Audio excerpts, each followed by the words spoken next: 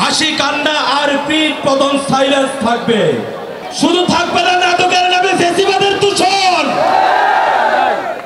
অভিনেতার নামে কোনো খুনি থাকবে না, গণতন্ত্র হরণকারী থাকবে না, বিনা ভোটের নির্বাচন থাকবে না, গণহত্যাকারী রাষ্ট্রগুলো থাকবে না। ১,৫০০ সন্তানের কবর দিয়েছে এই ২ হাত। আমাকে কোন ভয়ের নামটা শেখাতে চাও? হ্যাঁ ফেরাউনের উত্তরসূরিগণ, তোমাদের মাথা ভেঙে গেছে।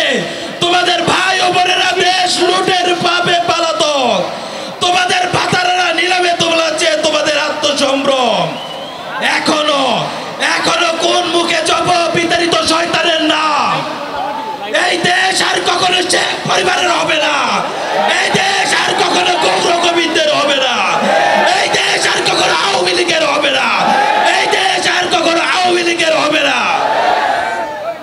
কোটি কোটি মানুষ যেভাবে গুলি ও মৃত্যুর ভয় উপেক্ষা করে নেমে এসেছিল রাস্তায়, সেভাবে নিরস্ত্র কোটি কয়েক তরুণের ডাকে সারা দেশে হয়েছিল সাগর।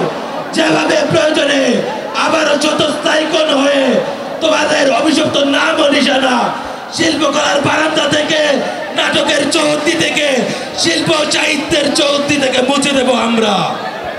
মনে রেখো, শেখ হাসিনার পতনের মাধ্যমে যে যুদ্ধ শুরু হয়েছে তার শেষ দেখা অবধি আমাদের বিশ্রাম নাই, শান্তি নাই, মৃত্যু নাই, পরলোক নাই।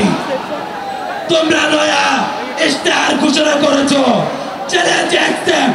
দেখো কার বুক হজম করতে পারে কতগুলো বুলেট, দেখো কার বুক করতে পারে কতগুলো বুলেট।